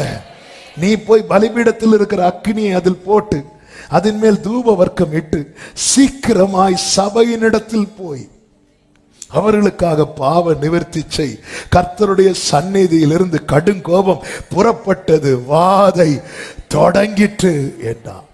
உடனே ஆரோன், நான்லாம் இனி போக மாட்டேன், நான்லாம் இனி போக மாட்டேன். மோசே கூட ஒரு இடத்துல சொல்லிட்டாரு, என்னாலெல்லாம் தாங்க முடியாது, என்னை எடுத்துருங்கன்னு. ஆரோன் சொல்லல. ஆரோனுடைய கோலை தான் போட்டு போட்டு போட்டு போட்டு, ஏன்னா மோசே சொல்லிட்டாரு. அப்போ ஆரோனை ஆண்டவர் சப்போர்ட்டிவா நிறுத்தி ஆரோனை வச்சுதான் கோலை போட போட வச்சிட்டு இருக்கிறார். இந்த ஆரோனால ஜனங்களுக்கு எத்தனை நன்மைகள், எத்தனை பேருக்காக இந்த ஆரோன் ஜெபித்து எத்தனை நன்மைகளை வாங்கி கொடுத்தான். அவனுக்கு இன்னும் ஒரு நன்மையும் வேதத்துல காட்டவில்லையே. இந்த ஆரோன் கர்த்தருடைய சமூகத்தில் நின்றதுனால எத்தனை ஜனங்களுக்கு நன்மைகள், எத்தனை ஜனங்களுக்கு ஆசீர்வாதங்கள், எத்தனை பேர் ஆண்டவரை அறிந்தார்கள், ரட்சிப்புக்குள்ள வந்தாங்க. ஆனா ஆரோனுக்கு லைஃப் இப்படி இருக்கும்போதுதான் ஆரோனுடைய பிரேயர் லைஃபையே கொஸ்டின் பண்ற அளவுக்கு, குற்றப்படுத்துகிற அளவுக்கு ஒரு நிலைமை இருக்கும்போது வாதை ஆரம்பிக்குது. ஆரோன் சைலண்ட் ஆயிட்டானா பிரச்சனை பெருசாயிரும். எனவே நீங்க யாரோ ஏதோ சொல்றாங்கன்னு சொல்லி உங்க ஜெபத்தை விட்டுறாதீங்க. மோசேக்கு தான் விஷயம் தெரியும். தேவர் சாயலை காண்கிற மோசேக்கு தான் தெரியும் இந்த ஆரோனுக்குள்ள இருக்கிற கிஃப்ட். வாத ஸ்டார்ட் ஆயிட்டுப்பா, நீ போ, நீ போய் அவர்களுக்காக பாவ நிவர்த்தி செய். மோசே சொன்னபடியே அந்த வசனத்தை நீங்க பாத்தீங்கன்னா தெரியும். 47வது வசனம். மோசே சொன்னபடி ஆரோன் அதை எடுத்துக்கொண்டு சபையின் நடுவில், மோசே ஓட சொன்னாரா? போன்னு சொன்னாரு. ஆரோன் இன்னும் மெதுவா போயிருக்கலாமே, நாளைக்கு பார்த்துக்கலான்னு போயிருக்கலாமே. அவன் உத்தரவாதம் எடுக்கிறான். இவ்வளவு முறுமுறுக்கிறாங்க, இவ்வளவு நிந்திக்கிறாங்க, இவ்வளவு ஒதுக்குறாங்க, அவன் வாயை அடைக்கிறாங்க. ஆனாலும் ஜனங்களுக்காக அவன் உத்தரவாதம் எடுத்த போது வாதையை நிறுத்திட்டாரு. வாதையை நிறுத்திட்டு கத்த சொல்றாரு, இனி நான் இப்படி சும்மா இருக்க மாட்டேன். எல்லா கோத்திரத்திலிருந்து ஒவ்வொரு கோலை வாங்கு, லேவி கோத்திரத்து கோல்ல ஆரோன்னு பேரை எழுது, நான் வித்தியாசத்தை உண்டு பண்ணும் நாள் வந்து விட்டது. நான் வித்தியாசத்தை உண்டு பண்ணும் நாள் வந்து விட்டது. ஹalleluya, ஹalleluya. இதுதான் ஆரம்பத்தில் இவ்வளவு காலம் பொறுத்தாயே. ஆமென். பலி செலுத்துறதை விட்டுறாத. அந்த வசனத்துல சொல்லப்பட்டிருக்கிறது, அவன் ஓடினான், ஜனங்களுக்குள்ளே வாதை தொடங்கி இருந்தது. அவன் தூப வர்க்கத்தை போட்டு ஜனங்களுக்காக பாவ நிவர்த்தி செய்து செத்தவர்களுக்கும் உயிரோடு இருக்கிறவர்களுக்கும் நடுவேன் என்றான். மோசே எங்க நிக்கிறாரு? உயிரோடு இருக்கிறவங்க பக்கத்தில். ஆரோன் எங்க நிக்கிறாரு? 2 பேருக்கு நடுவில். இதான் திறப்பில் நிற்கிறவன். மோசே ஜனங்களுக்கும் தேவனுக்கும் நடுவில் நின்னான். ஜனங்கள் கோபாக்கினைக்கு பாத்திரவான்களா இருக்க, தேவ கோபம் அவங்க மேல வந்துடக்கூடாது அப்படி நிக்கிறான். ஒவ்வொருத்தருக்கு என்ன அழைப்பு அங்க நிக்கணும். ஹல்லேலூயா. கர்த்தர் பார்த்தார். மோசையின் முகத்தை பிரகாசிக்க செய்தவர் ஆரோனை மறக்கல.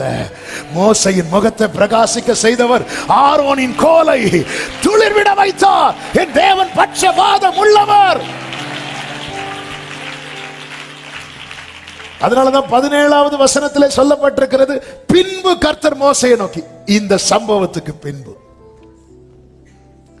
சொல்ற, நீ ஒவ்வொரு கோத்திரத்தின் கோலை வாங்கி அவர்கள் அதிலே அவனவன் பெயரை எழுதுவாயாக. 3வது வசனத்தை பாருங்கள். லேவியனுடைய கோலின் மேல் வேற எந்த பெயர் எழுதக்கூடாது. அவனை இவ்வளவு நிந்தித்ததுக்கு அப்புறம் அவங்களுக்காக ஜெபம் பண்றான். அவனை ஒதுக்குறதுக்கு அப்புறம் அவங்களுக்காக ஜெபம் பண்றான். அவங்க செத்துடக்கூடாது, அவங்க வாழ்ந்திருக்கணும் நிக்கிறான் பாரு. அதுவும் சும்மால உத்தரவாதம் எடுத்து ஓடுறான். எங்க அக்னியை எடுத்து அந்த தூப இதுல போட்டு ஓடுறதுங்கிறது விளையாட்டு காரியமா? விளையாட்டு காரியமா? அவன் கிரயம் செலுத்துறான். கிரயம் செலுத்துறான். அவங்களுக்கு எல்லாம் என்ன, அவங்க சும்மா ஜோம் பண்ணிட்டு இருக்கிறாங்க, நீ சும்மா இருந்து ஜோம் பண்ணிட்டு இப்படி எல்லாம் சொல்லுவாங்க. பலி செலுத்துறதை ஸ்டாப் பண்ணிடாதீங்க. ஏன்னா வாதை தொடங்கி இருக்கிறது. மோசே ஆரோன்ட்ட சொல்ற, ஆரோன் நீ பாக்குறல்ல வாதை தொடங்குது, இந்த நேரத்துல நீ வேற எதுவுமே யோசிக்காத, ஆரோனே நீ போ. ஆரோன் ஓடுறார். மோசையை விட மூத்தவர். மோசைக்கு 80 வயசுக்கு மேல உண்டு. இந்த ஆரோனுக்கு ஓடுறார். எதுவுமே ஒன்றையும் மறந்து விடுவதற்கு ஆண்டவர் சொல்றார், என் நாமத்து நிமித்தம் நீங்கள் காண்பிக்கிற அன்பின் பிரயாசத்தை நான் மறந்து விடுவதற்கு அநீதி உள்ளவர் அல்ல. கர்த்தர் சொல்லுகிறார், மோசே எல்லா கோத்திரத்திலும் எனக்கு அந்த டைம் வந்துட்டு நான் வித்தியாசப்படுத்துகிறேன், நான் விசேஷப்படுத்துகிறேன் நாள் வந்தது. கர்த்தர் சொல்லுகிறார், நான் தெரிந்து கொள்ளுகிறவனுடைய கோல் தொழில். அப்படி எல்லா 12 கோல்களை அந்த உடன்படிக்கை பெட்டிக்கு முன்னாக வச்சுட்டு எல்லாரும் போயிட்டு அடுத்த நாள் வந்து பார்க்கிறார்கள். 8வது வசனத்திலே சொல்லப்பட்டிருக்கிறது, மறுநாள் மோசே சாட்சி கூடாரத்துக்குள் பிரவேசித்த போது இதோ லேவியின் குடும்பத்தாருக்கு இருந்த ஆரோனின் கோல் துளிர்த்திருந்தது. அது துளிர் விட்டு பூ பூத்து வாதுமை பழங்களை கொடுத்தது. அப்பொழுது மோசே கர்த்தருடைய சமூகத்தில் இருந்த கோல்களை எல்லாம் எடுத்து இஸ்ரவேல் புத்திரர் எல்லாரும் காண, கைகளை உயர்த்தி ஆமென் சொல்லுங்க. எல்லாரும் காண, செத்தவர்களுக்கும் உயிரோடு இருக்கிறவர்களுக்கு நடுவே நீ நின்றதை கர்த்தர் கண்டார். உன் வாழ்க்கையிலே கர்த்தர் துளிர் விட வைக்க போகிறதை எல்லாரும் நல்ல கைகளை தட்டி, எத்தனை பேர் அதை நம்புறீங்க? எத்தனை பேர் அதை நம்புறீங்க? எல்லாரும் காண வெளியே கொண்டு வந்தார். அவர்கள் கண்டு அவரவர் தங்கள் கோல்களை, எல்லாரும் அவங்க கோலை வாங்கும் போது கண்ணு எங்க இருக்கும் நினைக்கிறீங்க?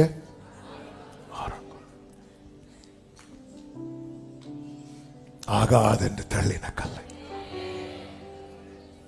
நான் நம்புறேன் சிலருக்காக இந்த ஃபைல் எமர்ஜென்சி ஃபைல், இது தூக்கி மேல வச்சு பேசிட்டு இருக்கிறேன். எல்லா கண்கள் காண, பக்கத்தில் இரு, பாதத்தில் இரு, பலி செலுத்தி கொண்டிரு, வித்தியாசத்தை உண்டு பண்ணுவார். அது எப்படிப்பட்ட வித்தியாசம் தெரியுமா? விசேஷப்படுத்தி சொல்லிட்டு, இந்த வார்த்தையை சொல்லி செவிக்கிறேன், சொல்லிட்டு என்ன சொல்றா தெரியுமா? இந்த முறுமுறுப்பை ஒளிய பண்ணுவேன். முறுமுறுப்பை. 10வது வசனத்தை பாருங்கள். அப்பொழுது கர்த்தர் மோசேயை நோக்கி, ஆரோனின் கோல் அந்த கலகக்காரருக்கு விரோதமாய் அடையாளமாகும் பொருட்டு அதை திரும்பவும் சாட்சி பெட்டிக்கு முன்னே கொண்டு போய் அது முன்னாடி இருக்கணும். இப்படி அவர்கள் எனக்கு விரோதமாய் முறுமுறுப்பதை ஒளிய பண்ணுவாய். அப்பொழுது அவர்கள், இப்போ பாருங்க, ஆரோன் கோலை துளிர்விட பண்ணினதும் எதற்காக தெரியுமா? ஜனங்க வாழ்வுக்காக. அவங்க சாக மாட்டாங்க, அப்படிதான் சொல்றாரு.